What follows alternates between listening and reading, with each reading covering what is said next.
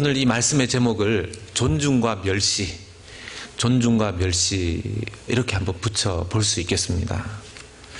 사람 누구라도 자기를 존중하는 사람, 싫어하는 사람이 없습니다. 또 반대로 사람 누구라도 자기를 멸시하는 사람, 그 사람 좋아하는 사람이 없습니다. 어렸을 때부터 저희 부모님께서 저를 가르치시기를, 아들아, 인사만 잘해도 절반은 성공한다, 이런 얘기를 하셨습니다. 그래서 어디를 데리고 나가시면 꼭 제가 그분을 알든지 모르든지 간에 제가 인사하면 가만히 놔두시고, 인사 안 하면 반강제로 머리를 숙여서라도 눌러서라도 인사를 시키셨습니다. 그렇게 교육을 받다 보니까 저한테 몸에 밴 것 중에 하나가 모르는 사람 만나면 인사하는 거였습니다. 제가 신학교를 가서 전도사가 되었을 때, 제가 그 전도사가 된 첫 번째 교회가 제가 다녔던 모교회입니다. 100년이 넘은 교회입니다. 100년이 넘은 그 교회에 이제 제가 모교에서 전도사가 되었었는데요. 그 전까지만 해도 고등부 때부터 교회를 다닌 걸 아시는 선생님들은 제 이름을 불렀었고, 그 이후에 저를 만난 분들도 겨우 붙인 호칭이 상태 형제, 김선생, 이 정도였었습니다. 근데 어느 날 갑자기 1월 1일이 됐는데 성구영신 예배 때 나와서 담임 목사님께서 김상태 우리 전도사님입니다, 이러니까 그 바로 직전까지 상태 형제였었던 김선생이었던 사람이 전도사가 되니까 서로 이게 굉장히 애매해지는 게 된 거죠. 그때 제가 어떻게 해야 되는가, 남들보다 명찰을 2배, 3배로 만들어서 저 이런 사람입니다, 그럴 수도 없었고요. 제 기억에 제가 처음 모교회 전도사가 되어서 했었던 일이 모든 성도들에게 열심으로 인사하면서 다니는 거였습니다. 한 6개월쯤 지났을 때 한 권사님이 저한테 오셔서 이런 얘기 하셨습니다. 우리 김 전사님이, 그때 전사님이라고 부르시더라고요. 그 아들의 친구였었어요. 제가 그 권사님의 아들의 친구였었어요. 그 아들 이름이 한인수이고, 저와 이제 동갑내기인데, 늘 집에 가서 같이 라면 끓여 먹고 이랬던 아들이 갑자기 아들 친구가 전도사가 되어 있었는데, 그날 정중하게 전도사님 이렇게 부르시면서 하시는 얘기가, 전도사님, 사실 솔직하게 말하건대 전도사님이 되기 전에 알았을 때 모습보다 전도사가 되고 나서의 모습이 훨씬 보기 좋습니다, 이렇게 얘기하시는 거예요. 그래서 저는 또 뭔가 내 설교를 들으시고 은혜를 받으셨나 보다, 그런 생각을 했는데, 그게 아니라 열심히 인사하시는 모습을 보고 새롭게 봤다는 겁니다. 여러분, 누구라도 그렇게 누군가를 제대로 존중해주면 그걸 통해서 자기가 참 가치 있는 사람이라는 걸 더 많이 느끼게 되어 있고, 또 그것이 자기에만 머물러 있는 것이 아니라 다른 사람에게도 표현이 되는 것입니다. 제가 저희 교회에 와서도 제일 열심히 하는 것 중에 하나가 인사입니다, 인사. 담임 목사님 인사 안 해도 됩니까? 세상에 무슨 그런 법이 어디 있습니까? 그래서 저는 주일이 되면 제가 시간 나는 대로 주일 체육관에 식사하실 때 가서 제일 먼저 어르신들에게부터 인사부터 드리고 밥을 먹습니다. 어디 감히 제가 담임 목사라고 인사도 안 드리고 밥부터 배가 고프다고 먹을 수 있겠습니까? 그런데 제가 지내면서 느끼는 것은, 그렇게 교회 어르신들을 존중해 드리면, 제가 비록 젊은 목사이지만 저희 교회 어르신들께서 아껴주시고 사랑해주시는 것을 저도 얼마 안 된 시간이지만 느끼면서 사역을 하는 것입니다. 오늘 말씀에 보면 하나님께서도, 심지어 하나님께서조차 자기를 존중하는 그런 하나님의 종과 백성과, 하나님을 멸시하는 것 같은 그런 하나님의 백성과 종에 대해서 너무 극렬한, 아주 극단적인 하나님의 결과가 나오는 것을 보게 됩니다. 엘리 제사장의 그 아들들의 범죄의 모습이 오늘 나옵니다. 참 가슴 아픈 본문입니다.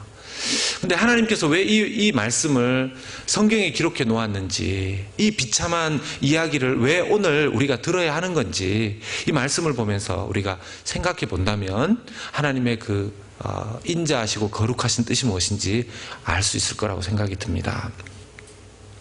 22절에서 25절까지의 말씀은 엘리 제사장과 그 아들의 범죄가 아주 구체적으로 나와 있습니다. 22절의 말씀 가운데 보면 엘리가 매우 늙었더니 이렇게 본문이 22절에 시작합니다. 엘리가 매우 늙었더니, 나이가 들면 늙어지는 것이죠. 근데 본문에서 왜 굳이 엘리가 매우 늙었다라고 표현을 할까요? 이미 엘리 제사장이 늙어서, 매우 늙어서 그 뒤에 본문에 보면 아무런 힘을 행사하지 못하는 무기력한 모습으로 나옵니다. 엘리의 나이가 그 당시에 98세 정도로 봅니다. 나중에 그 사무엘상 4장 이런 데 가면 이제 나이가 구체적으로 나오죠. 여러분, 98세면 우리가 생각할 때 매우 늙었다 이렇게 생각할 수 있지요. 그런데 본문이 이야기하고자 하는 것은 단순히 나이가 많다라는 부분이 아니라는 것입니다. 반대의 경우도 있죠. 여러분 잘 아시지만 모세의 경우 어떻습니까? 신명기 34장 7절에 보면 모세가 나이 많아서 몇 세요? 120세가 되었지만 눈도 흐리지 않고 기력도 쇠하지 않았다 이렇게 기록하고 있습니다. 120살이었습니다. 120살. 무슨 모세는 광야를 헤매면서 늘 산삼을 먹었기 때문에 120살이 되었어도 눈도 흐리지 않고, 죄송합니다만 저도 지금 눈이 흐려지려고 하는데 어느 날 가까운 게 보이지 않더라고요. 그래서 신기하다.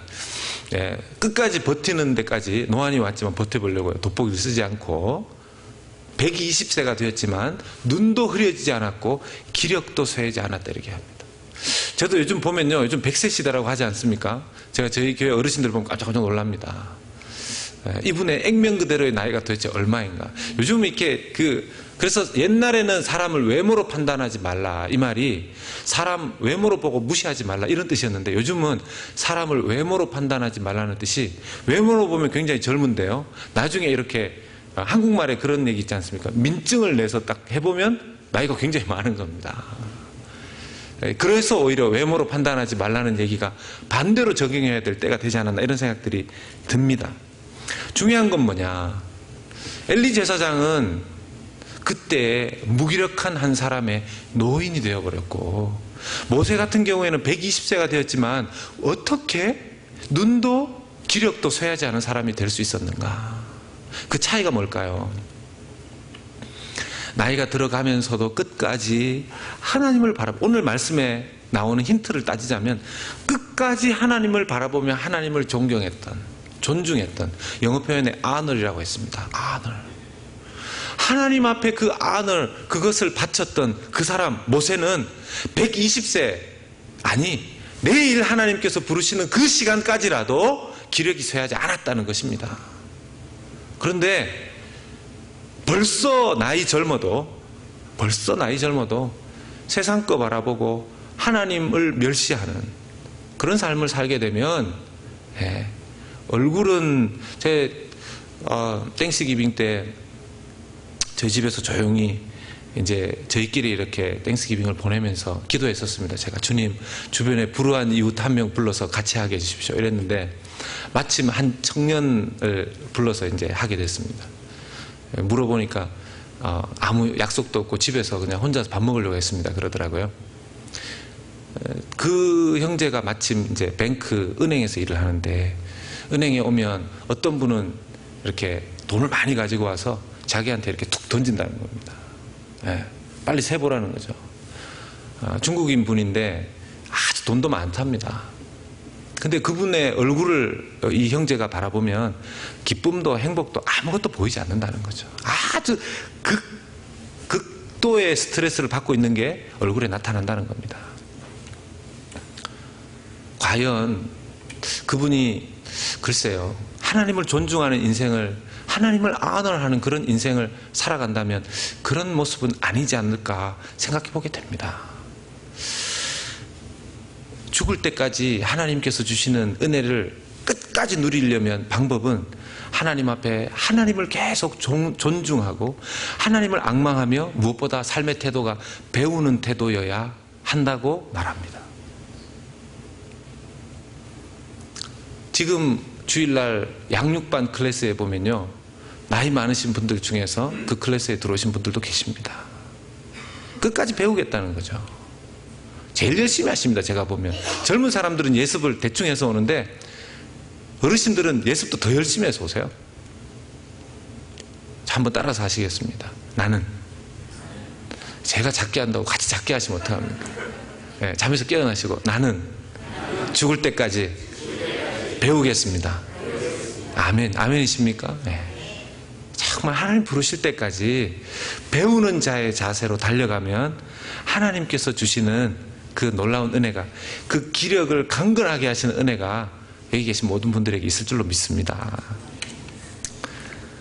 이 아들들의 범죄를 자기가 들었다는 것입니다. 회막문에서 수종드는 여인을 범했다는 거예요. 여러분, 회막문에서 수종드는 여인, 원래 나시린은 남자들에게만 해당되는 것입니다. 그런데 그때 그 나시린의 법을 따라서 비록 남자들이 나시린이 되어서 하나님 앞에 인생을 드린 사람들이지만 여인들 중에서도, 젊은 여인들 중에서도 나시린의 삶을 살기로 작정했던 사람들이 있었던 것 같습니다. 하나님의 성전을 섬겼던, 굳이 억지로 끼워 맞추자면 뭐 천주교의 수녀 같은 그런 사람들일 수도 있겠죠.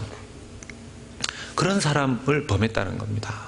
여러분, 그때 당시에 가나안 종교, 우상 종교 중에는 우상 신전을 섬기는 창기들이 있었습니다. 이제 그들은 그 우상을 섬기는 표로 그렇게 우상 앞에서 그런 정말 나쁜, 이 참 말하기도 싫은 그런 이제 행위를 했었죠. 그런데 하나님 앞에 나시인으로 인생을 바친 그 자매들을 이 엘리 제사장의 아들들이 범했다는 것입니다. 어떤 취급을 한 것입니까? 우상 신전에 섬기는 창기 취급을 한 겁니다.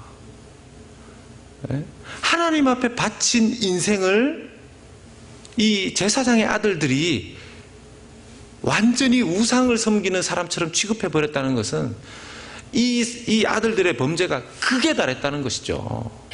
그런데 엘리가 이렇게 얘기합니다. 이런 소문을 내가 들었노니. 여러분, 엘리 제사장이 제사장 아닙니까? 엘리의 아들들 홈리와 비나스도 제사장입니다. 그러면 도대체 시간이 얼마나 없길래 제사장의 역할을 하는 아들들의 그 현장에 한 번도 가본 적도 없고 그걸 제대로 지켜본 적도 없다는 얘기입니까?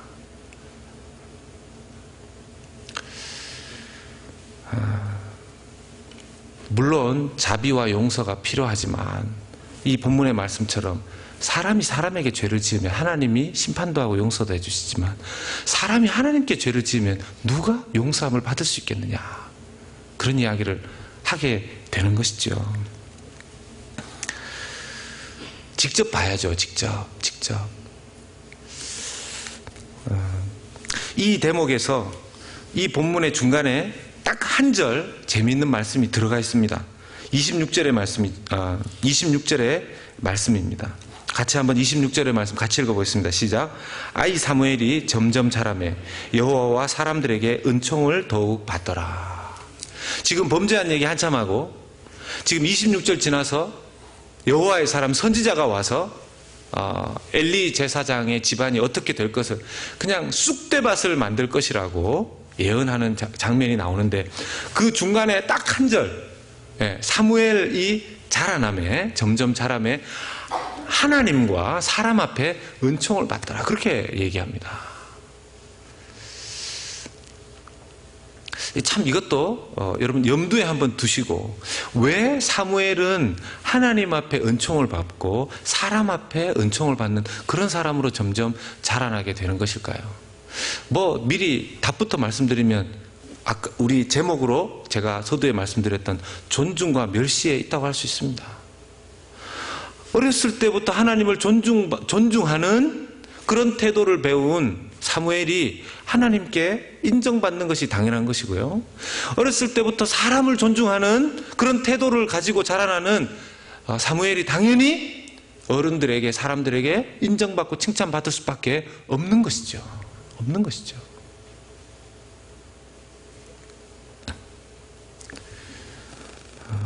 지금 이스라엘의 한 지도자가 잘하고 있는 장면을 이렇게 한 절의 말씀에 탁 끼워 놓은 것입니다. 전체적으로 이 지금의 상황이 어둡죠. 암흑입니다.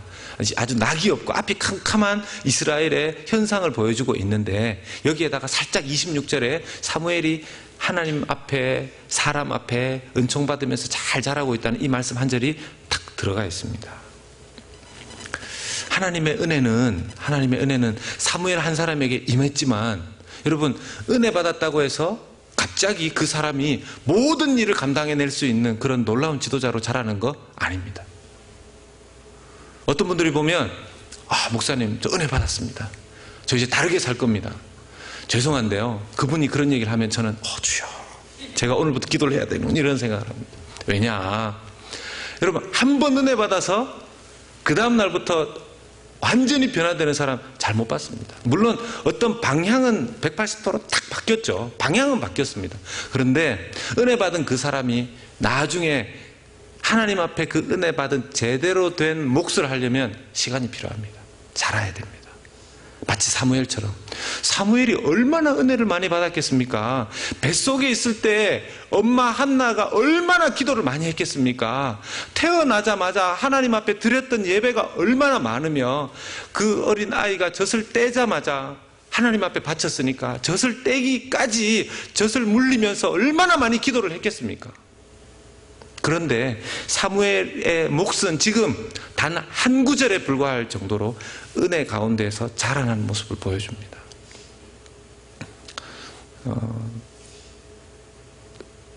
저는 젊은이 사역을 오래 했었기 때문에요, 젊은이들이 이 꿈을 어떻게 간직하고 가느냐에 따라서 그 인생이 엄청나게 달라질 수도 있고, 아니면 그 꿈을 그냥 사그러질 수도 있다는 것을 직접 본 사람입니다. 제가 거의 10년이 넘게 청년들 사역을 했었기 때문에요. 어떤 꿈을 잘 간직하고 끝까지 이 꿈을 간직하고 가는 청년들은요, 10년 지나고 20년 지나면 그 꿈을 하나님께서 구체적으로 이루어가게 해주십니다. 하나님 앞에 꿈을 꾸었던 사무엘은 꿈을 꾸었겠죠. 하나님 앞에 환상과 비전을 분명히 보았을 것입니다.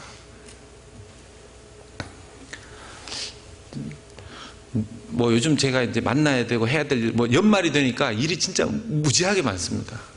그냥 제가 가끔씩 집에 들어가서 밥 먹기 위해서 집에 들어가면요, 아내하고 저하고 이렇게 눈빛만 이렇게 맞추면서 아내가 저한테 말 걸기를 이렇게 두려워합니다. 제가 너무 생각을 많이 하고 결정할 것들이 너무 많으니까. 오늘 한 교역자가 이제 저하고 목사님 좀 만나 주십시오. 그래서 교역자가 만나자 그러면 겁이 막 납니다. 무슨 얘기를 하려고 해서 그런가, 내가 뭘 잘못했나, 이런 생각부터 해서 다른 얘기하면 어떡하나. 오늘 하는 얘기가 이제 그겁니다. 이제 목사님과 좀 이야기를 나누고 싶고 상담하고 싶습니다.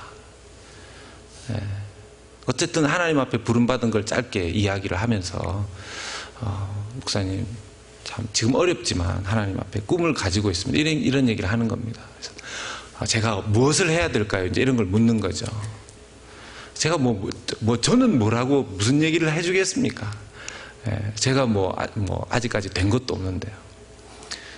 제가 우리 교역자에게 드렸던 말이, 전사님, 그 꿈을 계속 간직하십시오. 그 꿈을 계속 키워가십시오. 지금처럼 겸손하게, 지금처럼 순종하면서 하나님 앞에 나가시면 반드시 그 꿈을 구체적으로 성취하게 하실 날이, 그 기대 이상으로, 생각 이상으로 이루실 주님의 날이 올 겁니다. 그렇게 말했습니다. 우리 연합교회는 어떤 꿈을 꾸는지 모르겠습니다. 제가 이제 좀 앞으로 우리 연합교회 안에서 연합교회가 이렇게 되었으면 좋겠다 하는 그런, 저는요, 저 혼자서 막 꿈을 꿉니다. 남들은 저보고 개꿈이라고 할지 모르지만 저는 개띠는 아닙니다만은 남들이 저한테 뭐라 그러지, 저 원래부터 이렇게 살아왔기 때문에 계속 이렇게 살 겁니다.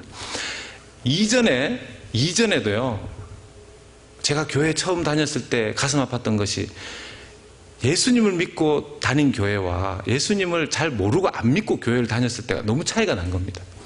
제가 예수님을 안 믿고 교회를 다녔을 때는 교회 가서 교회에 대한 고민 한 번도 해본 적 없습니다. 예. 그냥 왜 그냥 교회는 이렇구나 이렇게 생각했는데 예수님을 제대로 믿고 교회를 다니니까 이 교회 모습이 이상한 거예요. 수요 예배도 가보고 뭐 금요철화도 가보고 주일날도 가보면 성도들이 제가 이렇게 돌아보면 안 행복한 겁니다. 교회를 다니는데 안 행복한 겁니다. 그래서 제 젊은 청년의 마음에 하나님, 예수님을 믿으면 행복한데, 저는 행복한데 왜 이분들 안 행복하죠? 왜 안 행복하죠? 이게 저한테 큰 물음표였었습니다. 제가 하나님 앞에 교역자로서 저를 드리고 제게 있었던 큰 꿈의 동기, 그리고 계속해서 저를 달려가게 하면서 그 문제를 풀어가게 한 하나의 그 동기가 바로 그 퀘스천, 그 물음에서부터 출발했습니다. 남들이 목사님 교회 다 그래요, 전사님 교회 다 그래요, 이렇게 얘기할 때 저는 교회는 예수님 때문에 행복해야 된다, 복음 때문에 교회는 변할 수 있다, 이 꿈을 버리지 못하겠는 겁니다. 그래서 지금까지 달려왔습니다. 저는 연합교회가 그런 교회가 되게끔, 저는 뭐 이게 저 혼자든 아니면 이제 교육자들하고 같이건 우리 장로님들, 우리 권사님들, 우리 안수 집사님들, 서리 집사님들, 모든 성도들 언제쯤 아멘 하시려고 하십니까? 우리 아이들, 유치부, 모든 연합교회 성도들이 그 꿈을 함께 꾸고 그런 교회를 만들어 갈 때까지 저는 달려갈 것입니다. 예. 누가 이기는가 한번, 저는 이것이 하나님의 꿈이면 이기게 하시리라 믿습니다. 하나님이 이기시는 거죠. 하나님이 이기시는 거죠. 이 마지막에 나오는 하나님의 사람의 예언, 이 부분이 내용이 길지만 짧게 요약하면 하나님의 사람은 다름 아닌 선지자를 의미합니다. 선지자가 와서 엘리에게 말합니다. 여러 가지 이 말을 하는데 그 중에 정확하게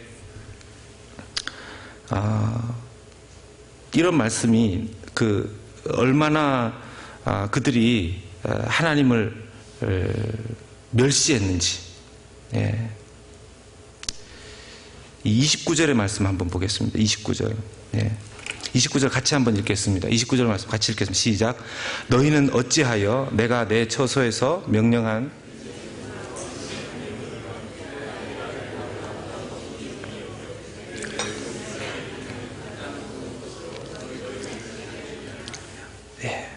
여기 이스라엘에게 드리는 가장 좋은 것으로 너희들을 살찌게 하느냐. 여러분, 이 가장 좋은 것이라는 단어가 히브리어로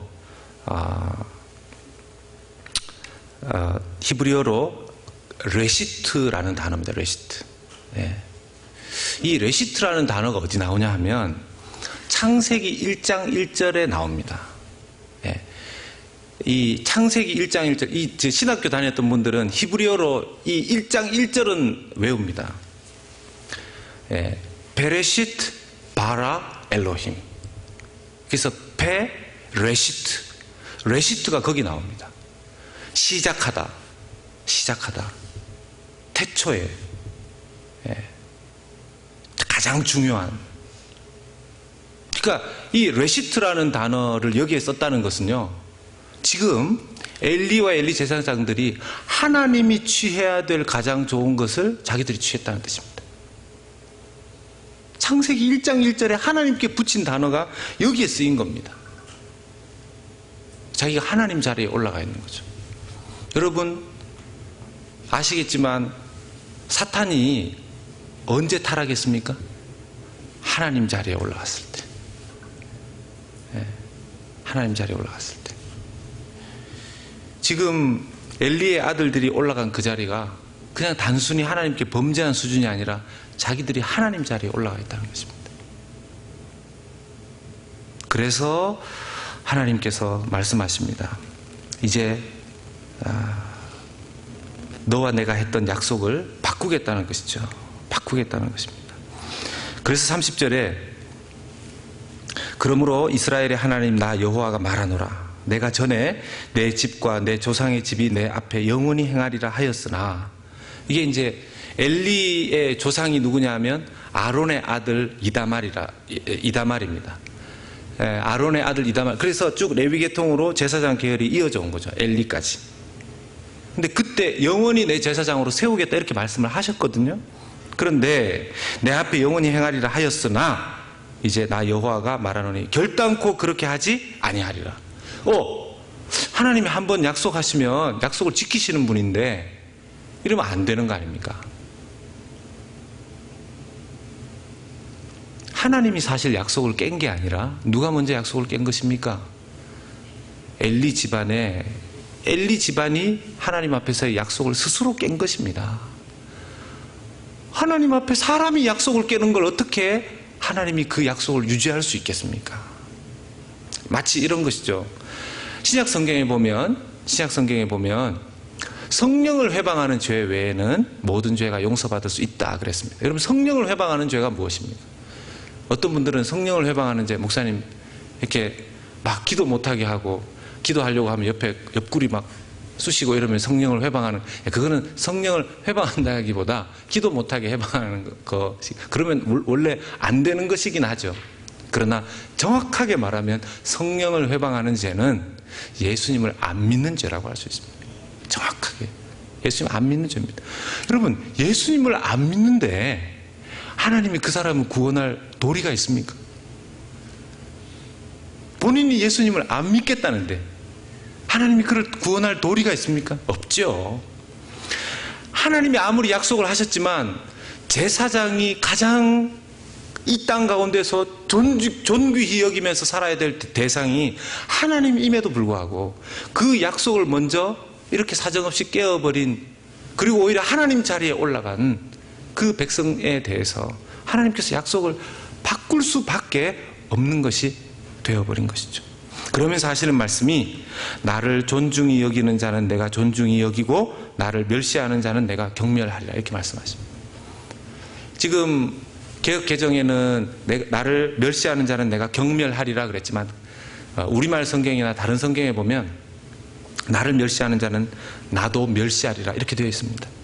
똑같이 해주겠다는 것입니다. 하나님께서. 나중에 이 예언 모두가 다 이루어집니다. 아시겠지만 노인이 없어진다 그랬죠. 엘리 제사장도 비참하게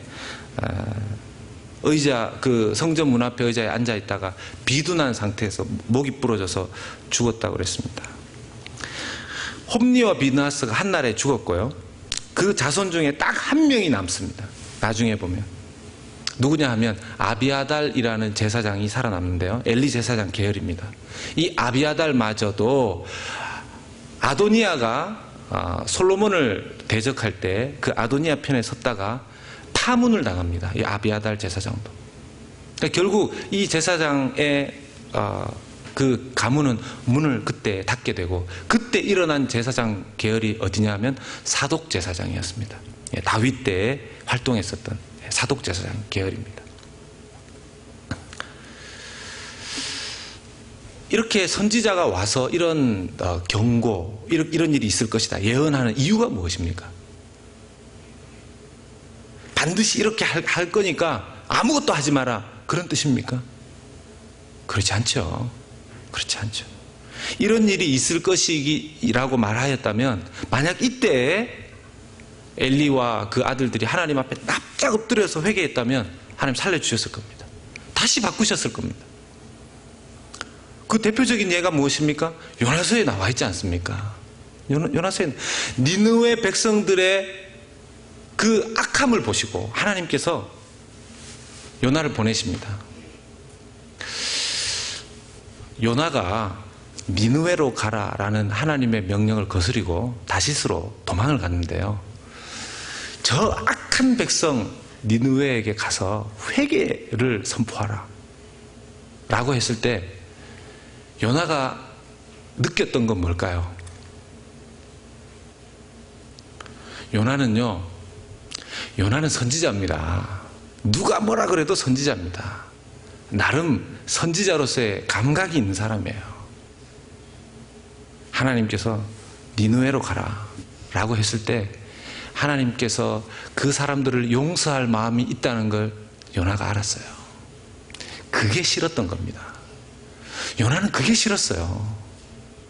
그래서 선지자 중에서도 정말 보면 이 사람을 선지자로 인정해야 되나 말아야 되나 할 사람이 요나입니다. 요나. 하나님께서 니느웨 백성들을 회개하게 하실 것을 그들이 어떤 반응이 있을 하나님의 마음을 알고 도망간 겁니다. 그래서 나중에 보면 요나서를 보면 니느웨로 가서 복음이 아니라 회개를 선포하지 않습니까? 그것도 천천히 정말 안타까운 마음으로 하는 게 아니고 뭐 회개할 놈은 회개하고 말 놈은 말하라 이러면서 살 놈을 하지 않고 죽을 놈을 이렇게 하면서 이렇게 했겠죠. 근데 자기가 그렇게 원하지 않았던 니느웨가 다 회개해버린 겁니다.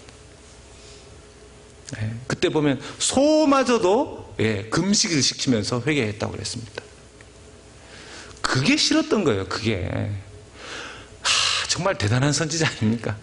그게 싫어서 니느웨가 망하는 꼴을 보겠다고 산 위에 산등성에 올라가가지고 천막 쳐놓고 이렇게 앉아가지고 그거 망할 때까지 지켜보겠다고 앉아 있었던 사람이 요나입니다. 근데 하나님께서 얘 진짜 이 골칫덩어리 이 선지자 이거 어떡하나 철없는 그러면서 불쌍히 여기셔서 박넝쿨을 이렇게 열리게 해주셨던 거죠. 그늘에.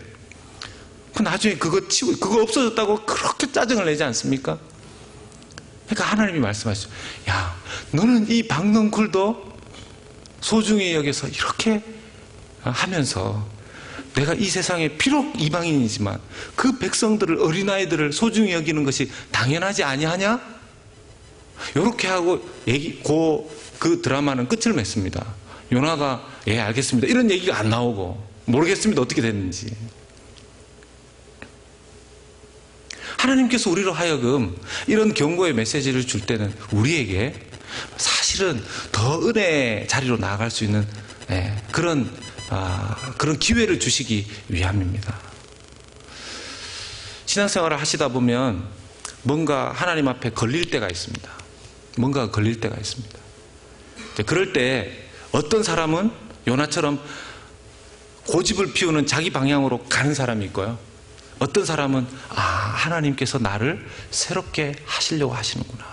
그래서 하나님을 존중해서 하나님을 존중하는 방향을 꺾는 사람이 있습니다.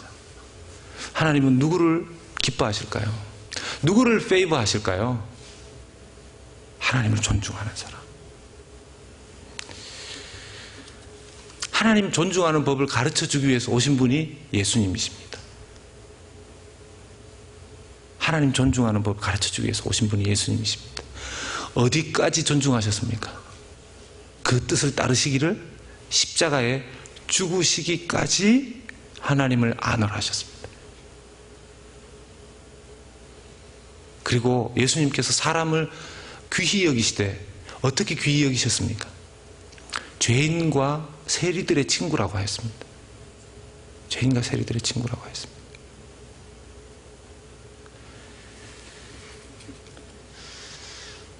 우리는 예수님의 십자가를 통해서 예수님께서 얼마나 예수님께서 얼마나 하나님을 귀히 여기셨는지를 알 수 있죠. 요한복음 8장 28절과 29절에 이런 말씀이 있습니다. 이에 예수께서 이르시되 너희가 인자를 든 후에 내가 그인 줄 알고 또 내가 스스로 아무것도 하지 아니하고 오직 아버지께서 가르치신 대로 이런 것을 말하는 줄로 알리라. 예수님은 하나님이셨습니다. 예수님 하나님이셨습니다. 하나님이신 그분께서 성부 하나님이 말씀하시지 않은 것은 안 하셨다는 거예요. 아무것도. 근데 우리는요, 우리가 다 알아서 합니다. 애들 보면 어렸을 때 장난감 사줬는데 며칠 있으면 부러져서 오거든요. 고쳐주겠다고 이러면 자기 거라고 절대로 안 준다는 겁니다. 나중에는 완전히 망가져서 또 돈 들어가야 되는 상황이 되어야만 그걸 가지고 옵니다. 그게 우리 모습이라는 거죠. 그게 우리 모습이라는 겁니다.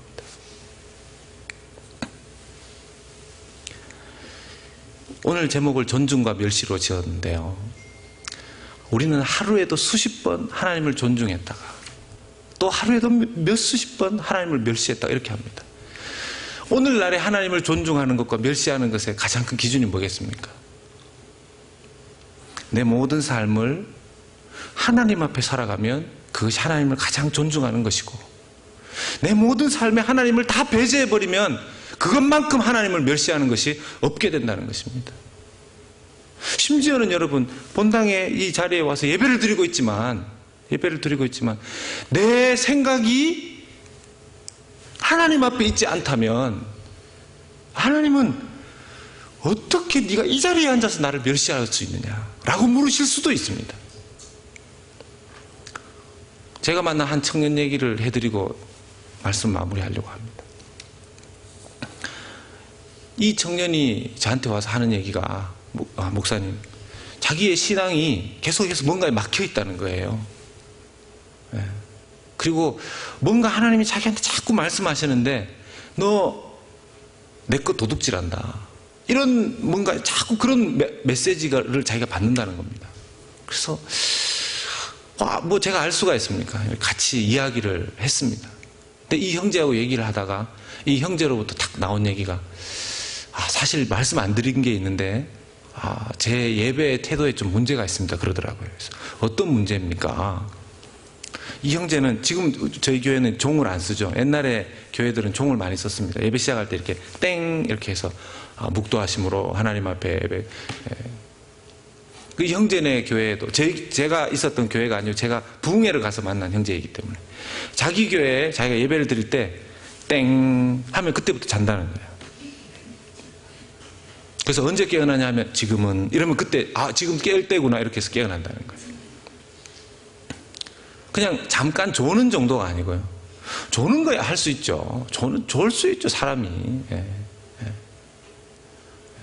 근데 이 친구는 이미 아주 습관이 되어버린 겁니다. 젊은이가. 땡 하면 그대로. 지금은 하면 깨어나고. 딱 그걸 본인도 그렇게 깨달을 수 있었음에도 불구하고 같이 이제 기도하는 중에 그걸 딱 깨닫게 됐죠. 이 형제가 그날 회개를 하는데요, 정말 하나님 앞에 엄청나게 그렇게 회개하는 걸 제가 보면서 그 다음날 그 형제한테 제가 엽서가 왔어요. 목사님, 하나님 저를 24시간 지켜보신다는 것, 24시간 함께 하신다는 것 깨닫게 됐습니다. 지금까지 왜 하나님 저와 함께 하시지 않습니까? 이렇게 물었는데 알고 보니까 24시간 365일 영원히 나와 함께 하시는 그 하나님, 내가 무시했다는 것 하나님 앞에 깨달았습니다. 이제 그렇게 살지 않겠습니다, 그러더라고요. 여기 극명하게 달라진 엘리와 그 후손의 모습이 있고, 하나님 앞에 점점 은혜 가운데 자라나서 이스라엘의 큰 제사장이 되고, 궁극적으로 이후에 여기에 나오는 예언의 말씀처럼 영원한 제사장, 여기에는 사실은 다윗을 말하는 것이고요, 또 다윗 이후에 영원한 한 분의 제사장 예수 그리스도를 의미하는 것입니다. 이게 신학적으로 두지평이라고 하는 그런 건데, 이건 나중에 제가 말씀을 드리도록 하고요. 같이 기도했으면 좋겠습니다. 같이 한번 기도하고 찬송하기를 원하는데요.